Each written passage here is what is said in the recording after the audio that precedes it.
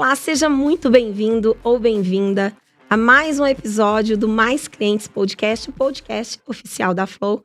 Eu sou Cláudia Vale, hoje com essa voz rouca, mas quase não vinha por causa dessa voz eu fiquei totalmente sem voz, então me perdoem eu estar com essa voz rouca, mas a nossa convidada de hoje vem falar com a gente sobre o tema de tecnologias do futuro e o impacto na experiência do cliente.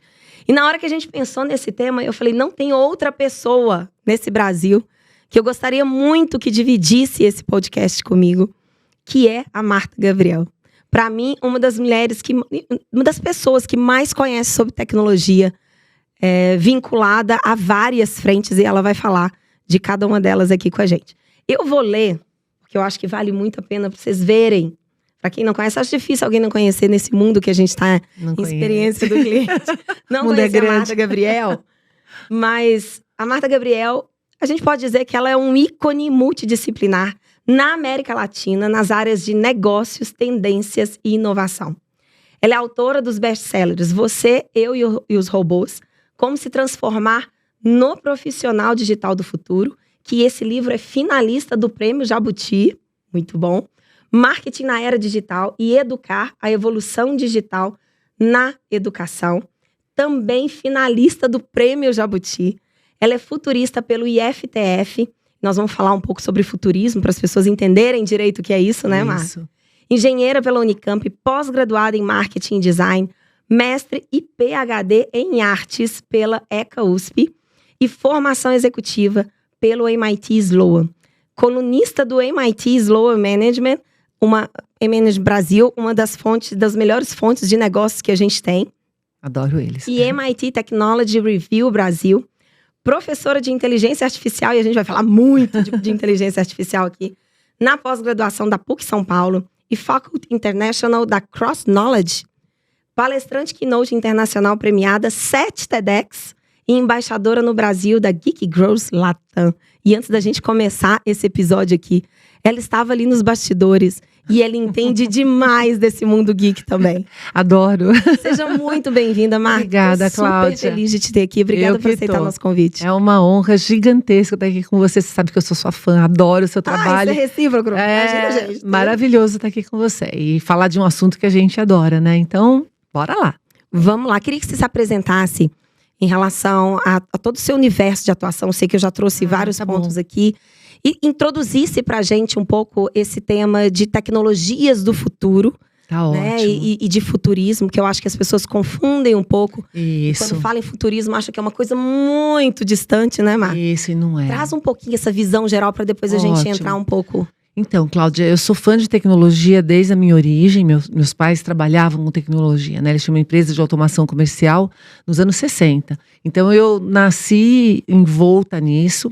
E tecnologia, desde pequenininho eu aprendi que ela dava poder. Que quando você dominava alguma tecnologia, você conseguia fazer algo além daquilo que você poderia sem ela.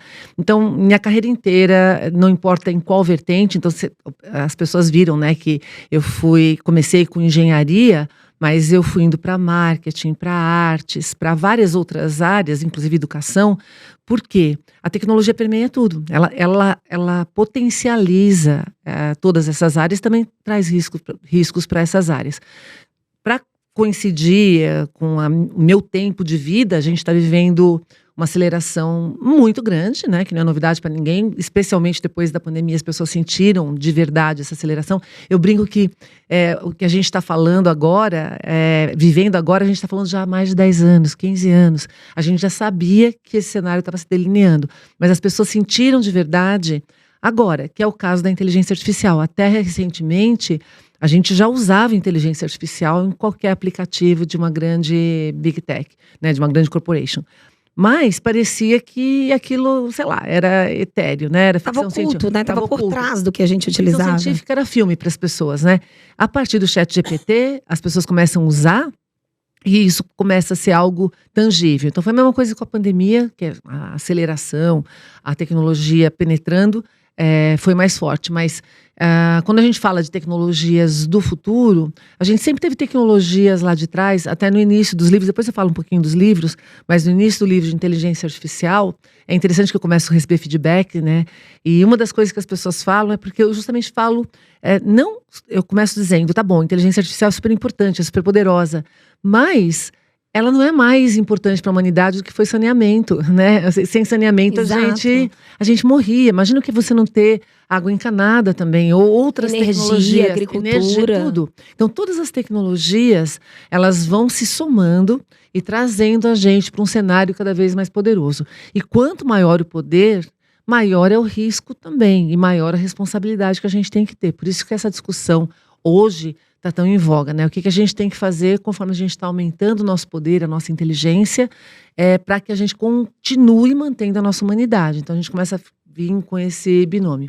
Então, a aplicação das tecnologias, eu comecei, obviamente, na engenharia, né? Então, para quem é engenheiro aí, eu trabalhava com métodos dos elementos finitos nos anos 80, para cálculo de barragens, ou seja, uma paixão, né? Já fazia programação naquela época. Depois começa a ir para as áreas de negócio, porque você começa a trabalhar em empresas. E quando você começa, é interessante também, né? Se você vê doutorados, ou se você vê áreas técnicas, elas começam, um TCC é técnico. Depois o cara vai fazer uma pós-graduação, você começa a discutir humanidade. Você vai para o mestrado, é mais impacto humanidade. Os doutorados é mais impacto humano. Então a gente começa a fazer esse Legal, traçado. eu nunca tinha reparado, eu não tinha reparado isso. É que nesse carreira. Essa evolução. E é verdade. É verdade, porque o que interessa no fim do dia, e aí é interessante, porque eu achava que tecnologia mudava o mundo. Meu pai era muito fã, ele vivia falando, não, tecnologia você constrói o que você quer, papapá. Então eu achava assim, o que é poderoso é a tecnologia. E quando eu comecei a fazer a primeira pós de humanas, que foi em marketing, e depois eu fiz em design, eu comecei a entender que a filosofia ou o pensamento filosófico humano, a inquietação, é que direciona, inclusive, as tecnologias que a gente precisa. Então, que legal. Se o mundo fica pequeno para a Europa e a gente precisa de mais mercados ou de mais recursos, você tem que navegar. Até é interessante, a gente está falando de séries, né, um pouquinho antes de entrar aqui. Se você assiste os Vikings, ganhou um monte de prêmio até porque tem muita raiz histórica, etc. Os Vikings, na realidade, começaram a ir para a Europa porque eles precisavam de recursos, eles precisavam plantar. Eles precisavam de comida, eles queriam ser fazendeiros na Inglaterra, que foi as primeiras terras que eles encontraram, depois o restante, né? Então, muito do que a gente vê ao longo da história da humanidade, né, dessas evoluções, é baseado na melhoria da vida humana. A gente busca isso no final do dia, né? Agora, Marta, quando a gente pensa nessas tecnologias e a gente trazendo para dentro das empresas, há pouco tempo atrás eu fiz alguns cursos de futurismo. E eu achava que eu entendi um pouco antes de fazer o curso, tá? Eu achava que eu entendi um pouco. E quando eu fui fazer esse curso, eu falei, eu não entendi era nada. As pessoas não sabem, né? E aí tem algumas coisas. Além de não se entender todo esse universo, né? Dos possíveis futuros que a gente tem e tudo mais.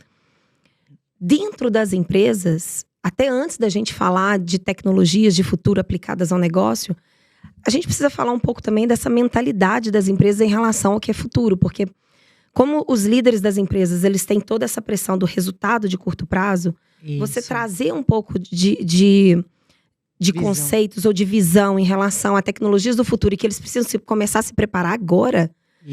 Existe um desafio muito grande para a gente trabalhar um tema desse dentro das empresas. Quem dirá começar a dizer de tecnologias do futuro, pensar agora, mas tecnologias para o futuro, para a experiência do cliente, né? Como é que você está vendo esse cenário das empresas hoje em relação a pensar futurismo e tecnologias do futuro? Tem duas coisas aqui, Cláudia, porque assim, futurismo, as pessoas, primeiro, o grande problema é que as pessoas não sabem o que é, por isso que elas não sabem qual a importância. E acham que a desviação, até eu brinco quando eu faço palestras nessa área, workshop para liderança, e aí eu falo, vocês já pararam para pensar de onde vieram essas pesquisas que vocês leem de tendências? Ou seja, quando você vê uma pesquisa, tendências para daqui 20 anos, tendências para daqui 10 anos, tendência na área de consumo, tendência na área de experiência, são pesquisas, elas têm metodologia, elas têm fundamentação para que elas tenham alguma adesão ao que, para você se basear naquilo para poder tomar decisão. Então, futurismo é a ciência que ajuda a gente a analisar cenários, tanto que a gente fala que é estudo de futuros. Futurismo é estudo de futuros, com S mesmo, porque não existe um futuro. Nós estamos criando o futuro, e ele pode ser vários, de acordo com o caminho que a gente segue. Uhum. Então, o que o futurismo traz de benefício?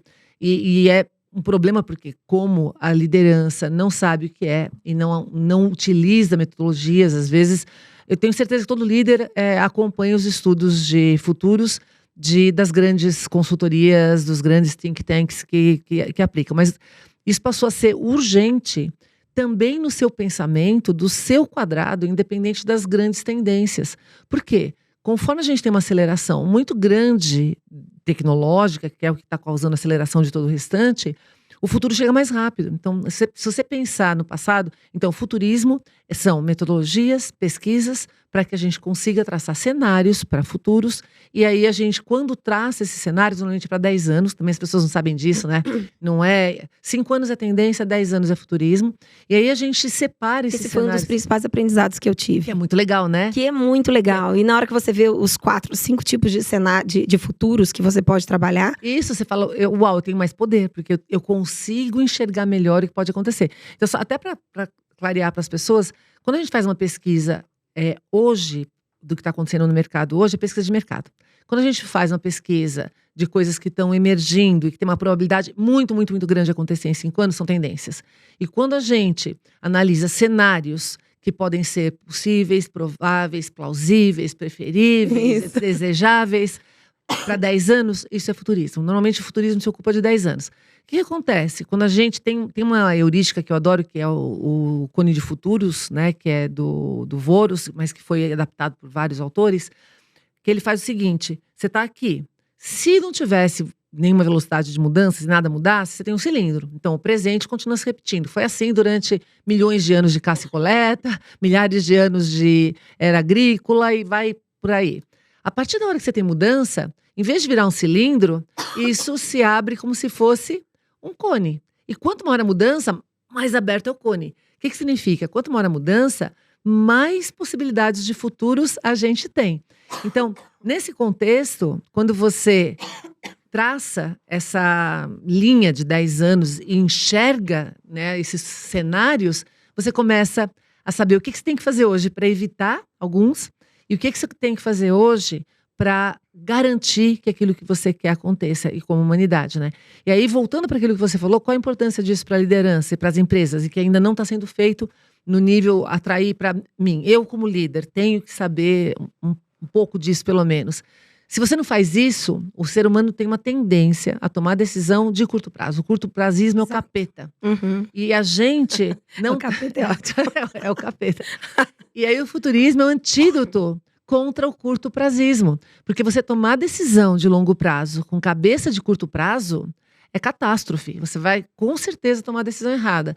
Então, quando você traz metodologias de futurismo para analisar qualquer das... Porque quando a gente fala de futurismo, é bom deixar claro aqui também que a gente faz estudos de futuros de áreas específicas. Então, por exemplo, a gente pode fazer estudos de futuros do clima, que tem um monte, por sinal, né? Por isso que a gente sabe que a gente está fazendo besteira.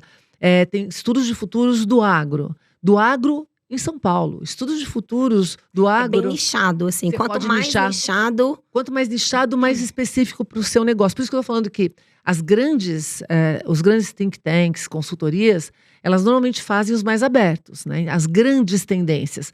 Mas essas grandes tendências, nós brasileiros sabemos que às vezes não se aplica para a gente. Às vezes é um cenário diferente do nosso. Então, em linhas gerais, isso vai acontecer com a humanidade. Mas você está no mar, mas você pode estar numa ondona ou numa ondinha, né? Depende de onde você está. Então, quando você começa a entender de metodologias, ou pelo menos o mínimo, né? Para tirar essa ingenuidade de olhar para futuros, você começa a traçar muito melhores caminhos para o seu negócio, para a sua vida. Você começa a evitar coisas que você não deveria fazer. Você tira essa ingenuidade e o pensamento de curto prazo. E uma coisa que é interessante é que essas empresas, ou esses líderes, né, que demoram a virar essa chave ou ignoram por justamente desconhecer, quando a ficha cai, o prazo que ele tem para fazer a mudança é muito mais curto. Isso, é tarde.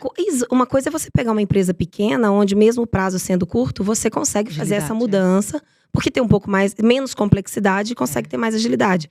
Agora, se você pega uma empresa com uma grande corporação, ela pode perder totalmente um mercado, não por não ter a sua capacidade de execução, porque ela tem, mas sim para uma capacidade de enxergar e de tomar as decisões nos momentos corretos, né? E isso também é bem importante isso que você está falando, porque a gente está aumentando a complexidade no mundo. O que significa um aumento de complexidade? É quando você começa a ter mais interdependências entre pares. Vou dar um exemplo. Nos anos 60, 70 do século passado, o que acontecia na Europa não afetava a América. E o que acontecia na Ásia não afetava nem a Europa nem a América. O que acontece quando a gente começa a ter conexões, ligar tudo e criar rotas de consumo, de comunicação, de trocas, etc., por causa de meios de transporte melhores, né? Você começa a ter mais avião, mais... e comunicação. Tudo começa a ficar interligado. Aí nos anos 80, que todo mundo tá aqui é novinho e não sabe, tá? Mas que pra vocês é história, pra minha memória. Eu já sei. Pra vocês... Eu lembro quando eu comecei a ouvir na televisão, notícias tipo... Os tigres asiáticos, a bolsa na Ásia cai ou sobe, isso afeta a bolsa em Nova York. Por quê? Quando você está mais ligado com outras pessoas, que nem eu estou aqui separadinha de você, a gente está num cenário simples. Se eu levar um tombo aqui, não te machuca. Você pode até ficar com pena de mim, mas não te machuca. Se eu te der a mão e eu levar um tombo, você leva também um tranco. Então, nessa conexão que acontece, e quanto mais complexa ela se torna, menos a gente consegue enxergar a olho nu causalidade. Então, uma pequena coisinha no ambiente complexo, aqui você pegar a teoria do caos, efeito borboleta, uma pequena coisinha, ela pode desencadear uma super transformação. E quando você não está olhando para isso, por isso que a gente está falando que agora se torna mais importante. Parece que algumas coisas acontecem de repente, mas elas não aconteceram de repente. É você que não olhou a causalidade ou analisou o ambiente complexo. E para analisar ambientes complexos, a complexidade muito é causada pelo aumento da tecnologia. A tecnologia, ela permite todas essas interconexões. E a gente precisa da tecnologia para enxergar e combater a complexidade, ou traçar os patamares de simplicidade dentro do ambiente complexo. Então, ou seja, não tem mais caminho, por isso que a gente fala que toda empresa do futuro é uma empresa de tecnologia, que faz alguma coisa, que faz educação, que vende comida, que vende... Não importa. Porque sem a tecnologia, você não vai mais conseguir navegar na complexidade que está aumentando. Sempre aumentou, tá? É legal a gente falar, cada revolução tecnológica, não só as últimas industriais, mas cada revolução na história da humanidade baseada em tecnologia, ela aumentou a complexidade no mundo. E a gente vem aumentando esse grau de complexidade continuamente. Tanto que o nosso cérebro começa a lidar com a complexidade de maneira diferente. Então, é importante entender isso. Você tem que ser um líder que enxerga a complexidade em um grau. Exato. E Marta, pensando agora em todo esse cenário complexo, nessas novas tecnologias, o que você está vendo das empresas aí em termos... Quais são as tecnologias que as empresas estão mais olhando hoje e quais aquelas que você acha que essas empresas deveriam colocar uma atenção muito especial para não cometer esse erro que a gente vem falando agora? Ótimo, ó. A primeira que está todo mundo olhando, que está hypada pra caramba agora, é a inteligência artificial. O problema da inteligência artificial, eu vou falar das outras, tá? Tem 8 tecnologias que, inclusive, tá no livro Você e os Robôs, depois, né, eu mostro para a gente vai deixar o link desses livros, das palestras da Marta, que eu já tive a oportunidade de assistir. Então, a gente vai deixar tudo na descrição. Eu vou deixar depois aqui para eles. Mas a primeira é a inteligência artificial, inclusive ela é o driver das outras. Todas as outras acabam necessitando da inteligência artificial ou ativando a inteligência artificial. Por quê? Ela invade, eu não sei se as pessoas aqui, né, também em termos históricos, tecnológicos, sabem que o cavalo foi uma das principais tecnologias durante toda a história da humanidade. A partir da hora que a gente começou a domesticar animais, que é quando a gente começa a usá-lo para agricultura, para guerra, para transporte, para tudo quanto é coisa, ele era um diferencial competitivo gigante. E ele foi, até o início do século passado, a grande tecnologia diferencial. Tanto que, para a gente mostrar, né, o que é uma disrupção tecnológica e como a gente não consegue enxergar essas disrupções, no começo do século passado, um dos grandes problemas das cidades, Nova York, Londres, das grandes cidades, era cocô de cavalo, porque cavalo era o meio de transporte, e aí eles falam, como que nós vamos achar novas metodologias e técnicas e tecnologia para limpar cocô de cavalo? Aí surge o carro, simplesmente o problema passa a ser outro. Então, eu estou falando isso por causa da analogia com o ChatGPT. Muitas das empresas que estavam num caminho de desenvolvimento de inteligência artificial específica interna, né? Ou seja, utilizando recursos internos. Quem já tentou aqui sabe que é o capeta. Treinar inteligência artificial, você precisa de dados, você precisa de equipe de negócios, junto com os caras que fazem toda a parte de anotação e análise do que pode ser ou não treinado, como é que você... E aí você vem com alguns sistemas agora que simplesmente põe abaixo um monte de empresa que estava tentando dar uma solução que chega e muda totalmente a lógica de mercado. Então, IA, ela já há mais de 10 anos, ela está no radar e entrou mais fortemente no radar nos últimos 5, que ela já tinha recursos para poder acontecer. Então, que nem eu falei do cavalo, que ele foi totalmente substituído por tecnologias mecânicas, etc., o homem sempre foi o centro, né, de toda a inteligência do planeta, com auxílio, obviamente, da tecnologia. O que acontece agora? A IA, ela faz com a gente, eventualmente, aquilo que as tecnologias mecânicas fizeram com o cavalo. Então, se a gente não se misturar, é a primeira vez que a gente tem uma tecnologia que transborda, né, ou ela avança na fronteira realmente da nossa cognição, da forma como a gente resolve problemas. Qualquer um que já usou aí um ChatGPT ou uma IA que seja direcionada para alguma coisa, é impressionante. E está no começo, gente, porque às vezes eu vejo as pessoas falando, não, mas ainda não faz isso, ainda dá resposta idiota. Sim, dá, eu testo isso dia e noite. Mas compara as respostas do ChatGPT com as respostas que você recebia da Siri na primeira versão do iPhone com a Siri. Aquilo era assim o básico. Aí chegou a ficar bobo, né? Lógico, porque você tem um outro nível. E outra coisa, a gente em 3 meses já teve um upgrade de versão que já traz um grau de complexidade maior de pensamento. Se a gente for pensar lá atrás, por isso que é legal a gente conhecer um pouquinho da história e ter vivido a história, né? Eu lembro do Real Radio, que foi o primeiro programa de rádio na internet, programa que eu digo software, para você poder transmitir voz e fazer alguma coisa na internet. Gente, ele era pior do que o rádio 1.0, tá? Era muito ruim. Olha como a gente está hoje, a gente transmite voz com uma qualidade incrível. Os primeiros de vídeo, você olhava aquilo e falava assim, não, nunca a gente vai conseguir transmitir. E olha o que a gente faz hoje com vídeo, às vezes é muito melhor do que a gente faz, inclusive, no presencial. Então, assim, aquilo que a gente falou do curto prazismo, muita gente olha e fica, não, mas eu faço melhor isso. Sim, fofo, você faz melhor isso. Mas você faz melhor isso agora. A gente tem que enxergar para onde isso está indo. Eu estava lendo, o ChatGPT, ele surgiu, pelo menos para mim, ele surgiu faz pouco tempo, né? Ele já existe há muito tempo, mas ficou conhecido faz pouco tempo. Agora, no começo do ano. E agora já tem gente falando assim, o ChatGPT já tá fora. Agora é o auto GPT. Isso. Que é aquele ChatGPT que você faz uma pergunta para ele não só te responde, mas ele já desenha todas os outros tipos de perguntas ou toma as outras ações que você deveria tomar naquele tema. Ele faz coach para você. Ele faz o coach. Adorei isso. Ele faz esse coach para você. Surreal isso. Ele te ajuda a perguntar, que era um dos grandes problemas do ChatGPT. Se você não sabe perguntar, você não sabe, não só Fica perguntar, mas né? perguntar e analisar, né? Perguntar, analisar, refinar. Então, muito também do que as pessoas reclamam, é até engraçado, porque eu pedi pro ChatGPT analisar o meu site, né? Que ele analisa, se você pegar alguns plugins, etc. E numa das versões dele, não sei se é atual, ele falou que era engraçado, porque quando as pessoas começaram a perguntar quem eu era, ele sabia quem eu era. Então era interessante que o povo falava, Marta, ele sabe quem você é. Só que o nome dos meus livros vinha tudo errado, porque ele cria, ele é uma ferramenta de criação. Então, aí volta para aquilo. Ele é uma IA generativa, criativa. Ele não é uma ferramenta informativa como o Google, que traz exatamente, olha, é o seguinte, tem as várias fontes aqui, aí quando você entra numa fonte, o que você faz? Você analisa aquilo, analisa isso, e você faz uma análise daquilo e cria o seu conteúdo. O ChatGPT faz isso. E aí, se você não tiver uma análise melhor do que a dele para interpretar, criticar, ver o que pode estar certo, o que pode estar errado, você está vendido. Você está se baseando em dado errado, informação errada.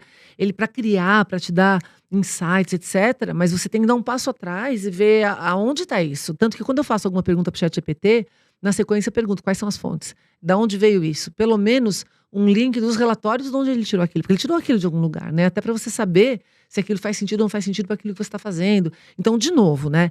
A gente precisa entender daquilo que a gente está falando e o que a gente está utilizando. Senão a gente está utilizando martelo, pensando que a gente está utilizando chave de fenda ou uma furadeira elétrica.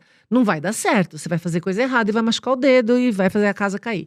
Então, nesse sentido, IA não é uma coisa só. Então o pessoal fala de IA de forma genérica, né? E na realidade a inteligência artificial ela é igual à inteligência humana, no sentido de que é um termo genérico e você tem vários tipos de inteligência. E você tem que entender, e no caso da IA como é tecnologia, a gente tem muito mais segmentado do que a inteligência humana. Por exemplo, a gente não fala que uma pessoa tem inteligência visual. A gente tem as 9 de Gartner, né? Mas a gente não fala que você tem uma inteligência visual. A gente fala motora. Na IA tem uma inteligência que é só visual. E algumas são melhores do que a outra, que é o que é usado, por exemplo, em robô para ele poder enxergar e fazer navegação, carros autônomos, etc. Então, se você não entender com o que você está lidando, o que você está fazendo, você começa a fazer coisa errada. Por isso que é importante entender as tecnologias. Então, IA é o driver principal, mas e também é velha. Tudo que a gente está implementando de IA hoje, os conceitos já vêm dos anos 50 e 60 do século passado. Meu Deus, gente. É incrível. Você fala, uau, é que a gente não tinha tecnologia para implementar, né, Cláudia? Então não dá. IA sem dados, nosso cérebro sem memória, ele não tem como ser inteligente. Porque você não pode ter o cérebro incrível em termos de capacidade de O processamento. senso crítico depende da memória. Né? Depende da memória. Se você não tiver memória, repertório, Não né? tem. Você não consegue fazer processamento.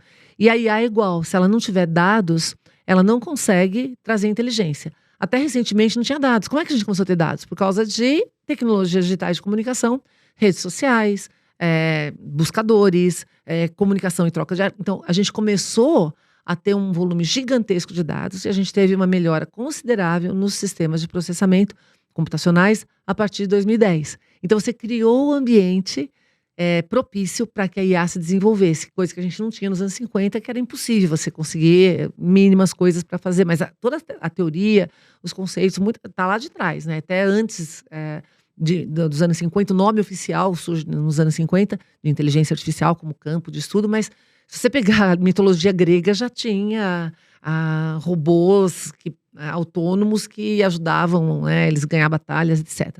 Então, IA é uma delas. Mas junto com IA, a gente tem algumas tecnologias que estão pavimentando o caminho para o futuro, que se a gente fizer certo, a gente chega na sociedade 5.0, que é o que o Japão chama de sociedade 5.0. Explica pra gente um pouquinho o que é essa sociedade. Eu vou Que é um explicar. outro tema que eles já vêm falando há algum Bastante tempo. Mas que agora, quer dizer, eu já tinha ouvido falar há um pouco tempo por causa de outras frentes, mas não que estava popularizado, assim. E agora a gente começa a ver Que as ela- pessoas falando um pouco mais pouco sociedade mais sobre sociedade, 5.0. que é o que a gente deseja que aconteça, né?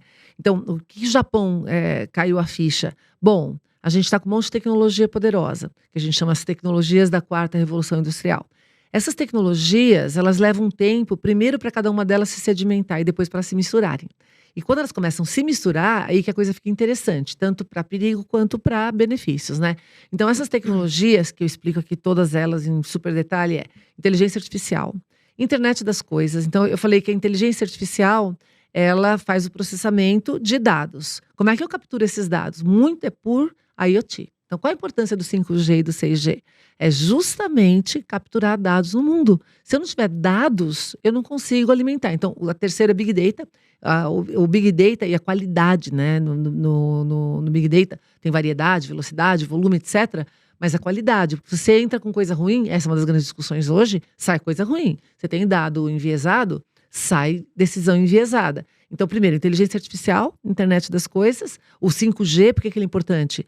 Não é porque ele só é mais rápido, é porque ele conecta mais dispositivos. E a gente deve ir para o 6G, porque cada um de nós hoje tem 10, nós vamos ter 20, 50.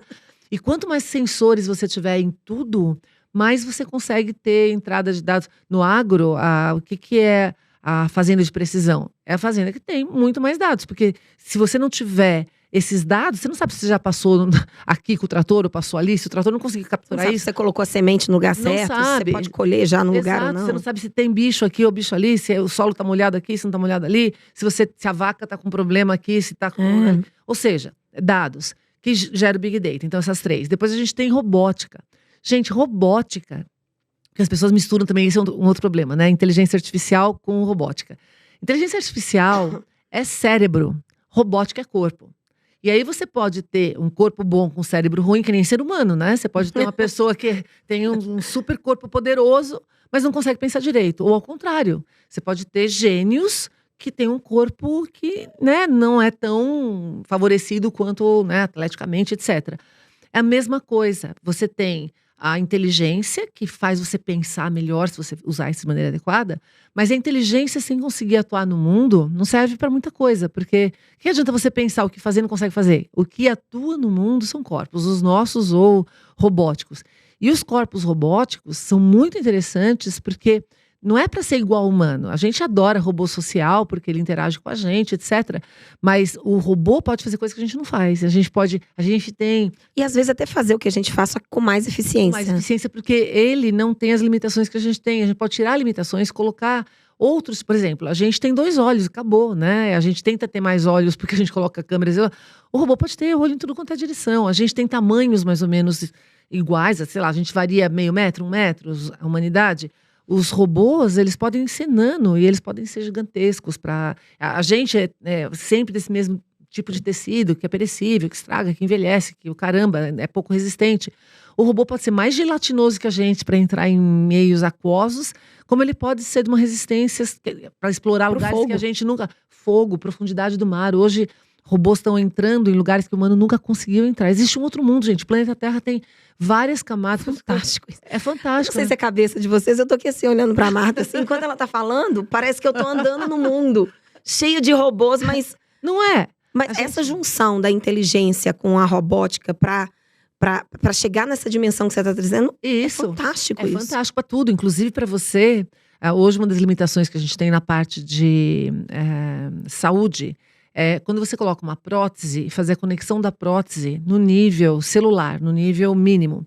A próxima tecnologia que eu ia falar, então, de robótica, é nanotecnologia. Com nanotecnologia, a gente vai conseguir fazer uma conexão muito mais natural entre coisas artificiais e a gente. Tanto que eu acredito muito que no futuro todos nós vamos ser ciborgues, né? Todos nós, a gente já é em algum grau, todos nós vamos nos misturando com as tecnologias que vão nos dando mais poder de fazer coisas. A gente faz, por exemplo, um exoesqueleto hoje, que não está embedado na gente, mas a gente pode utilizar, pode te dar. O exército americano está desenvolvendo já há muitos anos exoesqueleto para você correr mais rápido, para você aguentar, porque ele te conduz, né? Que nem a Alien lá, o 8º passageiro, que ela tá com o Alien fora da Aham. nave. Você não viu, a culpa é sua, tá fofo? Você devia ter assistido. Eu tô dando spoiler porque né, o filme tem aí décadas, então você tinha que ter visto. Mas o fato de ela pegar e usar um exoesqueleto, que é muito usado na indústria, inclusive, é a gente utilizando robótica para ampliar a gente também, tá? Então essa combinação, e aí um exemplo que eu dou é, você pode ter um drone que você pilota. É um robô que está usando seu cérebro, a sua inteligência. E você tem um drone autônomo. Aí ele tem uma inteligência artificial que está dirigindo. Quando você dirige um carro, né, remotamente que seja a sua inteligência que está fazendo aquele controle. Se você tem um carro autônomo, é a inteligência artificial que está conduzindo. Então, a nanotecnologia tem o seu papel, muito importante. E impressão 3D. Então, nanotecnologia, impressão 3D, robótica, elas mexem com a matéria e manipulação. O físico dessa O físico de todas essas coisas que a gente está falando, que é muito importante. A gente criar materiais mais resistentes, mais sustentáveis, mais tudo que a gente precisa. Então, a impressão 3D, inclusive, ela traz o potencial de você desperdiçar menos. Tem muita indústria hoje que já faz a impressão 3D aditiva. Ou seja, você não tem nenhum resíduo. Você pode fazer isso sem transporte, então você já economiza nos rastros de carbono. Você consegue, com a impressão 3D, fazer peças que você não tem como fazer na mão, porque você não consegue entrar dentro dela para criar aquilo. Então a gente começa a criar novas possibilidades de materiais e recursos que a gente não teria A antes. Flow tem clientes no mercado de equipamentos pesados, no mercado de saúde, e todos eles, aqui no Brasil já, Isso. todos eles têm fazem impressão 3D de Isso. peças, componentes e tudo mais, de órgãos, de Isso. partes do corpo humano, Parte do corpo humano. como impressão 3D. Isso. Já dá, a gente também, eu sei que você também tem cliente de agro, né? Nós nos conhecemos num evento de Exato. agro. No agro, assim, o Brasil hoje, a gente é líder do agro porque a gente tem uma condição, um contexto super favorável para a gente, né? A gente tem clima, solo, etc, etc, etc. Com essas tecnologias que eu estou falando, surge uma competição para um outro tipo de produção de alimento que pode afetar muito algumas áreas do agro. Então, Como impressão, assim? Me explica um pouco impressão mais. 3D de carne, por exemplo. Ah, tá, sim, claro. As fazendas hidropônicas, ou quando já existem as fazendas verticais em Verticais. cidade. Então você tem já tem umas que são ecossistemas inteiros de produção dentro de um espaço. Então você começa a ter outras formas, a proteína de insetos, outros tipos também de materiais e formas de você trazer alimento. Então, essas tecnologias todas que a gente está falando aqui, elas podem causar disrupção ou ampliação em todas as indústrias, todas. Vai da educação, qualquer tipo de engenharia, manufatura, a forma como a gente vive. E para completar esse cenário das tecnologias que a gente tem que prestar atenção para o futuro, tem a computação quântica. Então, a computação quântica, Essa aí é que mais, assim, eu já li um pouco, mas eu tenho muita dificuldade de entender. Então, porque assim, a computação quântica, ela não substitui a computação tradicional da mesma forma que o cinema não substitui a fotografia ou o streaming não substitui o cinema. Tem aplicações distintas. Da mesma forma que você tem um carro que é um utilitário, e você tem uma van, e você tem um ônibus, você tem um carro de passeio, você tem um carro esporte, você tem... ela tem um outro foco de resolver o quê? Problemas complexos, que a computação tradicional demoraria milhares de anos para resolver, não consegue, o melhor computador do mundo, não consegue. A computação quântica, às vezes, consegue resolver em minutos. Por quê? Se você pensar no computador tradicional, ele tem 2 estados para combinar, que é o 1 e o 0, né? Então, você faz N combinações disso. Na computação quântica, você consegue ter todos os estados juntos. Então, por exemplo, se você pegar uma biblioteca, um computador tradicional, por mais rápido que ele seja, ele tem que ler todos os livros, para ele ler todos os livros. Pode demorar aí, né, sei lá quantas, trocentas horas. O computador quântico, dependendo de quantos qubits que ele tem, ele consegue ler todos os livros ao mesmo tempo. Então, esse poder computacional, ele traz possibilidades de resolver problemas que a gente nunca antes nem imaginava de resolver. Ele pode ser usado muita da complexidade, teoria do caos, porque a gente não consegue fazer previsão do tempo. É muito fator, muita variável, não dá. Até aquela coisa de a gente ter os multiversos, né? Uhum. É você ter, para cada decisão que você toma, é você ter uma outra ramificação. Pra gente isso era impossível, porque, gente, como é que você vai analisar com um computador quântico? Você pode fazer todas as ramificações para saber qual é o cenário, para você traçar, por exemplo, simulações de cenários, de ser impossível no computador tradicional. E aí, na computação quântica, é que nem você pegar computador tradicional, ou é cara ou é coroa. Se você pega computador quântico, é cara, coroa e coroa ao mesmo tempo. Então, você começa a ter muito mais velocidade e possibilidades de processamento de coisas complexas. Isso permite a gente, de novo, ampliar nosso poder, mas, por outro lado, isso também traz uma mudança muito grande.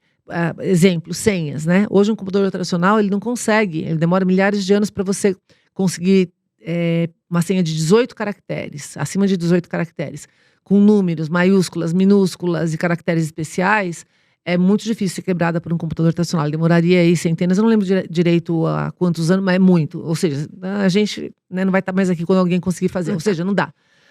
O computador, as senhas abaixo de 8 caracteres em 1 minuto. A inteligência artificial tira... E isso foi uma das coisas que eu li, que veio todo esse movimento, que a gente sabe que tem outros motivos por trás, mas veio todo esse movimento de vamos parar a inteligência artificial por uns 6 meses.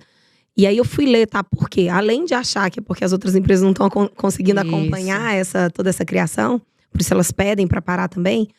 Mas também tem alguns fatores, e um deles que eu li era esse, porque senhas até 8 dígitos... Isso, quebra assim, ó. Isso, instantaneamente. E a maioria das senhas hoje não chegam nem a 8 dígitos. Nem a 8, e é tudo só letras ou só números. Exato. E a gente está falando de IA, a gente não está falando de computação quântica, tá? Porque a computação quântica, essa senha de 18, com os caracteres especiais, papapá, ela tem o poder de quebrar, dependendo de quantos qubits que o computador quântico tem, de quebrar em minutos também. Então, você imagina todo o nosso sistema de cibersegurança, que é baseado no computador tradicional, quando você começa a ter players com computador quântico jogando no mesmo espaço. Ou isso entra à disposição das pessoas. Então, até é legal você ter falado da carta, né? Porque muita gente criticou essa carta. Obviamente, tem interesses individuais lá, né? Lógico que tem. Mas, gente, é muito importante você ter coisas desse tipo, que tem caras super importantes que assinaram a carta, que é o Elon Musk, o Harari, etc., para causar awareness. As pessoas têm que entender que a gente está com uma tecnologia extremamente poderosa e que se a gente não souber jogar as regras dela, a gente é joguete. A gente passa a ser... O pessoal Peça fica do jogo, né? a gente fica... todo mundo falando, não, porque nas redes sociais, se você se você não compra ou não está pagando, você é o produto, porque você é muito mais, num grau muito maior, o que acontece com a inteligência artificial. Então, a gente tem que tirar a ingenuidade, a gente tem que aprender sobre ela e sobre todas essas outras coisas. E aí, quando você fala, né, das tecnologias de futuro, para onde a gente está indo, eu acho muito importante a gente falar, faltou uma tecnologia para eu falar que é blockchain. Porque assim, sem blockchain, veja a complexidade aumentando em todos os ambientes que tem que fazer trocas, transações. São ambientes tanto físicos quanto digitais, que gerando dados, e a gente tem que fazer a conciliação disso. Sem o blockchain é impossível você fluir dados de um ambiente para o outro. Então, quando a gente fala de blockchain, aí a gente tem tanto... porque o blockchain trabalha com blocos, né? Esses blocos ou tokens que ele vai registrando, eles podem ser fungíveis e não fungíveis. Isso é muito importante. A gente conheceu primeiro o Bitcoin e as moedas, as criptos, que são tokens fungíveis. Eles são tokens, que nem o nosso dinheiro, você troca uma nota pela outra, e aí você tem na internet vários tokens disso, cada um guarda, né, na sua carteira. De um tempo para cá, que também não é um conceito novo, mas que por causa da pandemia, todo mundo começou a ficar conectado, acabou alavancando, são os NFTs, que é o outro tipo de token, que é o não fungível, que é o não fungível, que inclusive em direito esse termo é super utilizado. Se você tem uma obra de arte, ela é não fungível, no mundo físico também. Você é não fungível, né? Nós somos duas mulheres, mas não troca uma pela outra. A gente tem valores diferentes em coisas diferentes. Então, esses termos, e aí no blockchain você colocando os não fungíveis, você permite que muita coisa digital, muita coisa que é única, passe a ser possível de ser registrada nessa rede. Então, isso é a base para a gente conectar todos esses ambientes, que é a evolução, o avanço do metaverso. Que também é outra coisa, né? Me incomoda muito isso no mercado. Um termo vira hype. Tudo que é hype tem um motivo a ser hype, aquilo tem alguma importância. Mas ele é distorcido. E depois que passou o hype, as pessoas colocam aquilo como se fosse um capeta. E aí traz uma inteligência artificial questionando. A nova onda agora é inteligência artificial. Esquece o metaverso. E eu vejo um monte de gente tirando sarro assim, onde que foi parar o NFT? Onde foi parar o metaverso? Gente, continua evoluindo. NFT é o futuro, não dá para você ter registros de bens, quaisquer que sejam não fungíveis, e ele amplia muito mais do que o mundo material. Com NFT você consegue registrar o som da Terra nesse momento, e isso passa a ser um momento único, esse momento aqui no podcast. Então, sem os tokens, né, tanto quando a gente fala da economia de tokenização, é isso, a gente pode tokenizar agora o nosso diploma, a nossa vida, a gente pode tokenizar, é isso que a gente vai acabar fazendo para a gente ter bens e troca de bens e não só bens tangíveis, né, bens intangíveis, etc. Então, isso está em evolução. O fato dos NFTs terem sido uma bolha que começou com arte... Faz parte do processo, a internet não foi uma bolha. Exato. Precisa começar por alguma coisa, lógico, né? A gente já viu bolhas acontecendo. O estouro das bolhas, elas são etapas de amadurecimento de alguma coisa. E normalmente uma bolha acontece porque todo mundo começa a perceber o valor daquilo, mas ingenuamente a gente começa a ter apostadores e não investidores, né? Então eu separo. Investidor é o cara que estudou o que está acontecendo, ele está entendendo o que está acontecendo e ele está calculando o risco de entrar naquilo. Às vezes para aprender, às vezes para tentar um negócio novo, etc. O apostador é o cara que vai de cabeça por causa da onda. E ele não sabe direito o que ele está fazendo. Então, toda vez que uma bolha estoura, bolha imobiliária, bolha financeira, a gente tem bolha na história da humanidade desde lá de trás. Porque as pessoas estão apostando em algo que elas não sabem o que é. E aí volta para a complexidade. Quanto mais complexo, menos você consegue entender o que está acontecendo. E aí, além do efeito de você ter as bolhas que começa a se formar, começa a surgir falsos gurus. Porque as pessoas ficam tão desesperadas que elas se apegam a qualquer tábua de salvação, entendeu? Ah, não, a pessoa está falando ali com propriedade, ela deve saber o que está falando, né? Pois é, às vezes não. Então, se você pegar hoje, quantas pessoas falam de inteligência artificial? Aí você vai lá, milhares. E quantas estudaram inteligência artificial? Eu vi há uns... antes de virar hype inteligência artificial, eu vi um evento há uns 3 anos. Eu participei antes da pandemia, então já faz uns 4 anos. Me chamaram para falar no evento de cérebro, não sei o quê, papapá, para eu falar de inteligência artificial um pouquinho.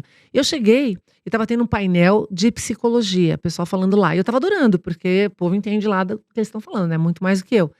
Aí, uma das pessoas, que é um super, né, um nome na área, começou a falar de inteligência artificial.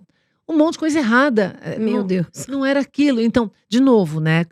A ingenuidade, aquilo que a gente está falando do futurismo, tem coisas que você tem que entender. Quanto mais complexa ela é, mais humilde a gente tem que ser. E aí eu brinco também que a gente... Olha só, todo mundo se achando o máximo em tudo quanto é área, né? O ser humano ainda não conhece o planeta. Acabei de falar que a gente não chegou em vários lugares debaixo da Terra. Agora descobriram ainda que tem uma outra parte que vai surgir no continente. Tal. Ou seja, a gente está em contínua mudança, a gente não conhece isso. A gente não sabe o final... A gente nunca chegou no final do universo, nem sabe direito como funciona isso. A gente não sabe de onde veio a consciência, a gente não sabe como funciona o nosso cérebro de verdade. A gente não sabe muito, a gente aprendeu muito nos últimos séculos, mas a gente ainda não sabe muito. Então, te dá uma sensação de quanto mais avanço, menos a gente sabe? Sócrates, quanto mais luz... Quanto mais luz, mais sombra. Quanto Exato. mais luz... E bate, de vez em quando, bate um desespero de falar assim, ou eu vou escolher um ponto só pra focar exclusivamente naquilo ali, ou a gente pode até enlouquecer com uma coisa dessa. E aí é o Dunning-Kruger, né? Tem os 2 efeitos. Quanto mais você sabe, esse é um problema. Quanto mais você sabe que você não sabe. Isso em qualquer área. Você começa a ver, agora que é complexo, que todas as áreas se misturam, você fala, meu Deus, eu tenho que saber de muitas áreas. Ou eu tenho... Aí entra, por que na complexidade é necessária a colaboração? Exatamente por isso, você não sabe tudo. Então, quando você começa a saber muito de uma área, eu sei que eu preciso daquele que sabe muito da outra para complementar, senão eu vou ficar ingênua e fraca nessa área que eu tô. Então, as pessoas que começam a saber muito... elas acabam ficando, quem sabe de verdade, né? Mais humildes. E com, assim, um medo da quantidade de coisa que você não sabe. O problema é quem não sabe e acha que sabe. Então, tem um efeito, que é um viés cognitivo, por sinal, que chama Dunning-Kruger, que nos anos 90, 2 pesquisadores, Dunning-Kruger, eles viram uma notícia na televisão de um cara que assaltou um banco. E esse cara... depois que ele assaltou o banco, ele foi pra casa dele. Qual é o primeiro lugar que a polícia vai pra achar alguma pista? Na casa da pessoa. Chegou lá, o cara abriu a porta, a polícia falou, você assaltou o banco, você tá preso. Aí o cara virou pra polícia e falou assim, mas como que você sabe que fui eu? Aí ele falou assim, ué, você tava em tudo quanto é câmera. Ele, não, mas eu passei água com limão no rosto pra ficar invisível. Aquilo que a gente faz de tinta invisível, o cara fez isso, ele achou que ele ficou invisível, ele nem testou. E foi assaltar um banco, sem máscara, sem nada. Aí esses pesquisadores falaram, gente, não é possível, né? Não é possível. Aí eles começaram a estudar, quanto menos você sabe algo, mais você acha que você está arrasando, abafando. E todos nós, não pensa que isso é exclusivo desse cara, não. Quem você já viu que tá num karaokê horrorosamente cantando e a pessoa acha que tá abafando? Exato. Ou quantas vezes a gente mesmo, né, sai... Bom, eu nem arrisco porque... Eu no karaokê sou mais ou menos assim. Então, mas eu nem tento porque eu sei que eu sou ruim, tá? Nas áreas que eu sei que eu sou ruim, eu não sofro de Dunning-Kruger. Mas com certeza tem alguma área na minha vida que eu sou ignorante e que eu acho que tá tudo certo, que eu tô fazendo bonito e eu não tô. Às vezes você vê isso em vários tipos de comportamento. Todos nós sofremos em algum grau. E por isso que é importante, quando a gente fala de viéses cognitivos, a gente conviver com pessoas diversas. Porque uma das pessoas mais abençoadas da vida da gente é a mãe. Porque ela chega e fala, filha, tá horrível isso aí.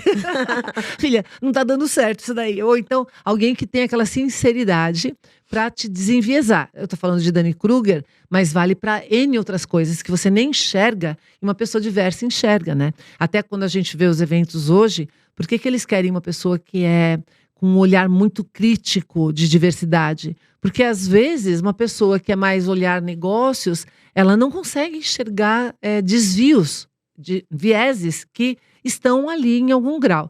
Então, nesse sentido, né, dos Dunning-Kruger da vida, etc, etc, etc, a gente precisa será que eu não estou sofrendo disso? Será? Eu brinco que quem tem pensamento crítico, a primeira pessoa que você tem que questionar é você. Você provavelmente pensou errado. Toda vez que a gente pensa a primeira vez, você pensou errado. Amadurece aquilo com reflexão. Isso vale para o ChatGPT ou qualquer coisa. E com outras pessoas. Então, E Marta, essa explicação que você deu agora acontece muito nas empresas que tem um histórico de muito sucesso. E quando surge uma inovação, surgem algumas sinalizações de mudança no mercado, elas têm muita dificuldade de passar por isso, né? E aí, imaginando todas essas tecnologias, quando a gente pensa em experiência do cliente, né? O que a empresa vem investindo para mudar a experiência do cliente, e pensando nessas tecnologias, o que você está vendo como maior tendência? De todas, assim, que as empresas estão investindo, que realmente para as empresas que estão nos assistindo agora e que ainda não se atentaram para todas essas tecnologias. Ótimo. O que você está vendo que é um ponto acertado, assim? Eu vou falar o ponto acertado. Nem todas estão fazendo isso, mas se você falar assim, Marta, você tem X reais e você pode investir numa coisa só. O que você investiria? Dados. Todo o resto não adianta se você não tiver dados e dados corretos. E não é muito dado, é dado certo, né? Não é small data que a gente tem falado, porque você pensa no Big Data como esse universo possível de possibilidades, de caminhos para você explorar. Mas o que interessa, na realidade, na hora que você está falando de experiência do cliente ou de decisão de negócio, é qual é o dado que pode melhorar a experiência. Então, eu vou dar um exemplo. Sei lá, eu trabalho com livro, com palestra. O que eu preciso saber do meu público para eu melhorar a palestra que eu dou, a experiência dele ser melhor? O que ele realmente gosta? Isso é crítico porque o comportamento das pessoas está mudando muito rápido. A gente está sentindo isso no mercado. Especialmente pós-pandemia, não é que as pessoas mantiveram o comportamento da pandemia. Elas estão mudando rapidamente o comportamento, constantemente, em função até... eu acredito que é do awareness, que a tecnologia está disponível e elas acostumaram a pegar as próximas. Então, se você não sabe isso, eu brinco que em marketing, se você não conhece o público, não adianta todo o resto. Toda a metodologia vai ser errada. Então, se eu tivesse, você só tem dinheiro para isso, como que eu consigo capturar melhores dados para a tomada de decisão? E num segundo momento, porque sem isso, inclusive, você não consegue aplicar a inteligência artificial em cima.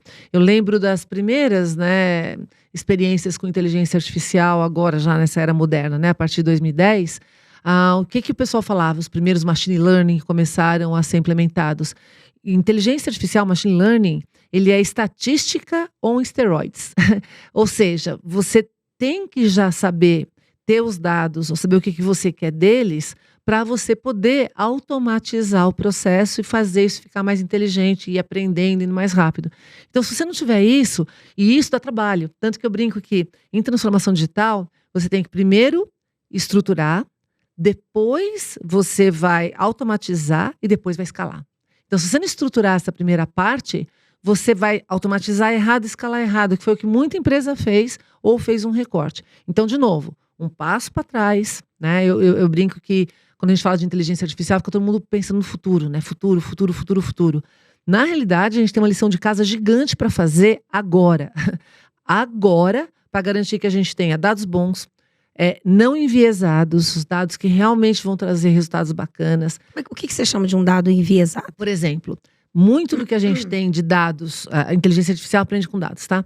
Então, por exemplo, decisões judiciais, Muitas delas, do passado, se ele for aprender com as decisões do passado, elas, em muitas, estavam enviesadas a favor, às vezes, de pessoas brancas, às vezes de homens, às vezes de alguma coisa cultural. E se você pegar dados que já estão contaminados com algum tipo de viés, e você treinar uma inteligência artificial com um dado que já tem uma tendência para algum lado, ele vai dar sempre resultado para aquele lado. Mas aí agora você me deu um nó aqui na minha cabeça, mano. Que olha só. Que eu tô pensando aqui. Se a inteligência... Vamos pegar o ChatGPT como mais básico. Ele vai numa internet, que é onde ele busca esses dados, essas informações, ou das bases, e traz isso para cá. E aí, em cima disso que você está trazendo, me vem duas coisas na cabeça. Primeiro, que se eu utilizo uma fonte, crio algo, e esse algo volta para essa fonte, a gente corre um risco de viver um retroalimentação. Exato. Isso. Então, esse é um ponto de interrogação que eu coloco, falando, em quanto tempo utilizar a inteligência artificial, que já usa uma internet, a gente está vivendo em um loop porque a tendência é aumentar o uso da inteligência artificial. Sim. E o outro ponto, se a gente pode ter esse dado enviesado, o controle do nosso aprendizado pode estar na mão de poucos. E mais do que isso, eu gosto muito do que o Harari fala, o pessoal fala que ele é o profeta do Apocalipse, mas ele tem muita lucidez em muitas das coisas que ele fala. Uma das coisas que ele fala é o sistema operacional do ser humano. Ele é quem? Desculpa, deixa eu... Harari, o Yuval Harari, é autor do Sapiens e autor do Homo Deus. O Harari, ele fala o seguinte, que não é ele só, tá? Na realidade, ele traduz isso para os dias de hoje, mas os linguistas do passado já falavam isso. O que separa a gente dos outros animais, o que fez o ser humano chegar aqui, ou que separa a gente das máquinas, é a linguagem. Nosso sistema operacional é extremamente sofisticado, nosso sistema operacional é a linguagem. Você manipula o outro pela linguagem. A grande arma do mundo é a linguagem. O que acontece agora com o ChatGPT? Porque o ChatGPT é tão poderoso, perigoso, etc. Porque ele traz num grau muito mais sofisticado do que a gente já viu até hoje, a linguagem, e ele cria textos melhores do que a gente cria, do que a maior parte das pessoas cria, em questão de segundos. O problema é aquele que você falou. Ele hoje está usando uma base que está ali mais ou menos congelada, apesar de ter aumentado muito a base dele, tá? E parâmetros, etc e tal. Mesmo que ele busque na internet, ele está se alimentando atualmente daquilo que está disponível e está criando novos textos e retroalimentando o sistema. Isso seria um problema, e talvez seja, se a gente não criar mais nada. Então, eu vou dar um exemplo para você. Hoje, ele não está criando nada além daquilo que você já tem de base para ele.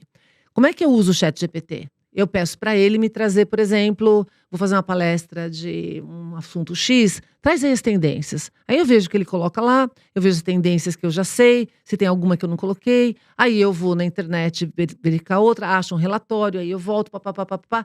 Eu vou criar uma coisa nova. Eu não vou retroalimentar simplesmente, ok? Eu vou criar algo novo. Então, se a humanidade aprender a ter pensamento crítico para usar isso como ampliação de inteligência conjunta, a gente vai ter uma explosão cognitiva. A gente vai... É muito mais rápido hoje você fazer um livro, uma palestra de qualidade. O que não pode fazer, você chega lá, escreve um livro para mim, por favor, Ele vai pegar tudo. Agora já tem ferramentas que identificam quando é inteligência artificial que escreve. Tem as que são contra... Isso de redes que se... conflitantes, né? Que se confrontam para uma detectar a outra, até para treinar, né? Para elas irem melhorando, já existia. A questão é, a gente, para adquirir pensamento crítico, aprender nas áreas, etc., a gente tem que ter esse embate mental de desenvolvimento intelectual, de você pensar em conexão de fontes, etc. Então, é um desafio gigante para a educação a utilização desse tipo de ferramenta, que não adianta proibir, porque se você proibir na sala de aula, ele vai usar na casa dele.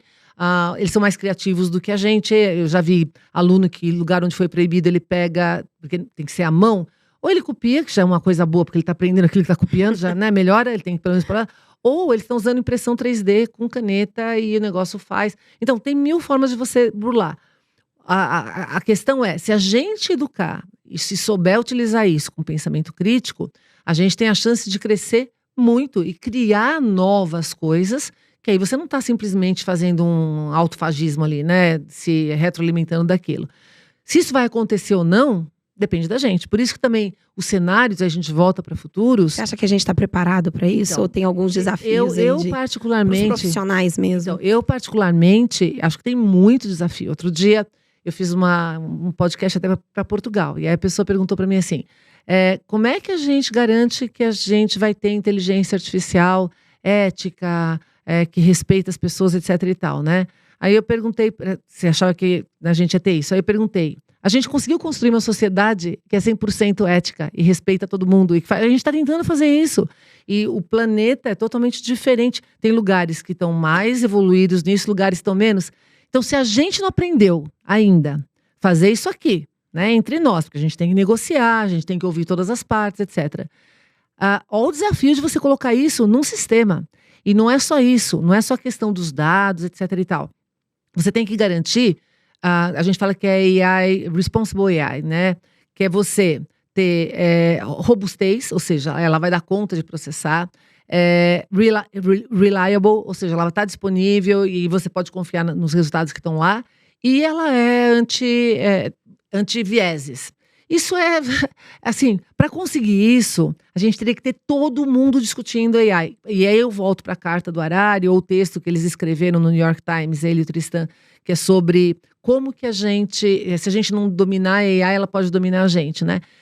Se você olhar nas mídias sociais hoje, a gente tem um monte de gente que acredita em fake news, um monte de gente que cria fake news e é criado por humanos. Num nível muito superficial, né? Eu simplesmente li um título. Você já sabe. Eu nem li a matéria, eu não li nada. Eu li o título. E já está falando daquilo. Exato. E isso se alimenta de vários vieses que as pessoas têm. Viés de confirmação, tem vários vieses. Imagina quando esses textos podem ser gerados com mais eficiência, conhecendo storytelling, porque os caras que fazem fake news, às vezes não conhecem, né? Por máquinas. E as máquinas gerando os textos que a gente... você pode gerar uma nova religião. Você pode manipular pessoas por meio da linguagem. Então, esses riscos, se a gente não der uma pausada para pensar, a gente começa realmente a entrar no processo de alienação. A gente começa a se deslocar. Cada pessoa pode ter uma realidade diferente. Então, a gente está criando o quê? Multiversos. O que é realidade? É uma mentira combinada, né? Então, eu não estou enxergando tudo que você enxerga, mas a gente está enxergando que isso aqui é amarelo, sua blusa é vermelha, a minha é azul. Algumas coisas em comum entre todos nós aqui. A realidade é isso. A gente conseguiu colocar uma base comum. O que acontece quando você começa a criar realidades distintas nos mais altos graus e cada um cria a sua? Você virou multiverso, cada um vive num mundo diferente. Como é que a gente convive com a humanidade? Que foi muito do que você falou na palestra que a gente se conheceu e aquilo ficou na minha cabeça. Que você disse, gente, a gente já está no metaverso. Isso, exato. Né? O metaverso não é um lugar que você entre lá. Não, é uma junção do on e do off. E isso tudo aqui já é o metaverso. Eu saí de lá pensando nisso. Não, e a experiência do cliente, que você falou, né? Falei de dados. Por que a gente, na próxima etapa, precisa da inteligência artificial? Porque esse volume gigante de dados, você não vai conseguir organizar sem a inteligência artificial. E você não vai conseguir fluir entre... Pensa os seus vários clientes. Cada um deles tem um ambiente que é composto do mundo físico, que é a empresa deles. Eles têm um ambiente que é composto dos sites, das redes sociais. E, eventualmente, eles vão ter um ambiente 3D também. Eles têm esses ambientes que vão ter que dialogar com os ambientes de outros. Então, se você não tem uma infraestrutura comum, que é o blockchain, com uma forma de troca comum, de transação comum, que são os blocos, você não tem como evoluir para o próximo patamar de metaverso. Então, o metaverso começa lá atrás já, com qualquer tecnologia digital, e-mail, 1D, foi evoluindo, e agora ele está tendo a possibilidade, por causa dessas tecnologias todas, de ampliar as experiências do cliente para o 3D. No momento atual, ele ainda é incipiente. São experiências que funcionam muito bem para a geração Z. Então, quem tem cliente aqui da geração Z consegue explorar. Se você tem cliente que ainda não está nessa... não é o ideal para você. Você tem que explorar o metaverso na dimensão 2D. Tem que esperar amadurecer um pouquinho mais. Então, essas tecnologias todas, você tem que conhecer para dar os próximos passos. E se você for dando passos pequenininhos de melhorias, entendendo o seu cliente, você consegue usar a tecnologia para cada vez dar uma... E ajustando. Daqui a pouco você está com uma coisa diferencial total. Muito legal. Para ele. Meu Deus, vocês já viram como é que a Marta tem o dom de explicar coisas tão complexas de uma maneira tão simples, mas tão simples. Querida. Agora, Marta, se um dos profissionais que estiver assistindo a gente falar assim, puxa, eu quero aprender mais sobre todas essas tecnologias. O que você aconselha? Por onde as pessoas podem começar, além de ler os seus livros? Como é que seria essa trajetória de aprendizagem nesses temas? A primeira coisa, esse livro especialmente, eu escrevi... Eu e os Robôs. A gente vai colocar no link aqui do podcast. Você e os Robôs. Esse livro, na realidade, eu tenho um livro de educação de 2013, que vou lançar a segunda edição agora, que foi super sucesso, foi finalista do Jabuti. E ele tinha uma introdução para tecnologias, para depois poder falar de educação. A gente está falando de 2013. E virou esse livro aqui. Porque eu falei assim, gente, precisa de uma introdução para todas as áreas que eu escrevo, para as pessoas entenderem. E aí, no fim, ele virou um livro robusto, que ele fala, a primeira parte, como que a tecnologia afeta os humanos, desde o início da história da humanidade. Segunda parte, quais são as principais tendências tecnológicas e o que é cada uma dessas tecnologias. Fantástico. E a última parte, como que humanos e tecnologias vão juntos para o futuro. Então, esse livro é o primeiro para ler. Depois... ele tem 1 milhão de links, porque eu trago em QR Code, inclusive links para vídeos, para fontes, para etc. E a outra dica é, conforme você vai entrando na área, você vai achando os novos caminhos, novas fontes. Mas tem que experimentar a tecnologia. Se você ficar falando de ChatGPT a vida inteira, sem entrar lá e ver não vai adiantar, fofo. Se você pegou o Twitter e só fica falando do Twitter há um tempão e você nunca usou, você não sabe o que é o Twitter, você vai falar bobagem. Então, tecnologia, eu brinco que tecnologia é que nem honestidade. Quem não tem não sabe o que é. Você tem que ir lá e utilizar, aí você vai saber o que é. Se você primeiro leu esse, né? E aí você quer entender a inteligência artificial, você está na segunda etapa, aí é esse. Que aí inteligência artificial do zero ao metaverso. Muito eu legal. dou aula de inteligência artificial o grande problema que eu via era, eu dou no doutorado. Doutorado é aquele nível mais humano. Então eu tenho alunos que estão fazendo doutorado na área de educação, ou na área de engenharia, ou na área de ciência da computação. E aí só tinha livros de inteligência artificial mais técnicos em 2017, 2018. Aí eu falei, gente, tem que ter um que explica de onde veio, o que é. O que é machine learning? Qual a diferença entre todas elas? Do jeito mais coloquial, né? Do jeito que se faz mesmo. Exato. Quais são os riscos? O que é IA responsível? O que a inteligência artificial tem a ver com o metaverso? E aí eu lancei ano passado esse livro, que é a Inteligência Artificial do Zero ao Metaverso.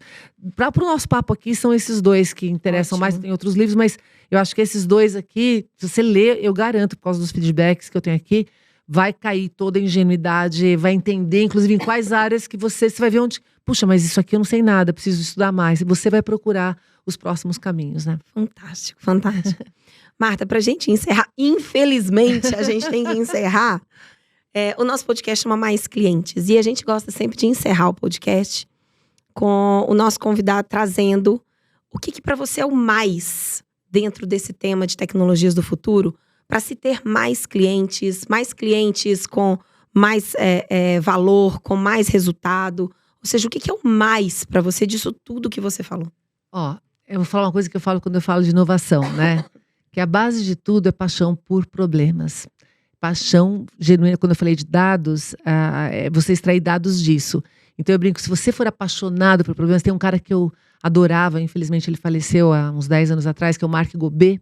Ele é autor do livro Emoção das Marcas. Imagina um cara incrível, foi ele que fez as borbulhas do logo da Coca-Cola. Imagina, mexer no logo da Coca-Cola tem que ser Deus, né?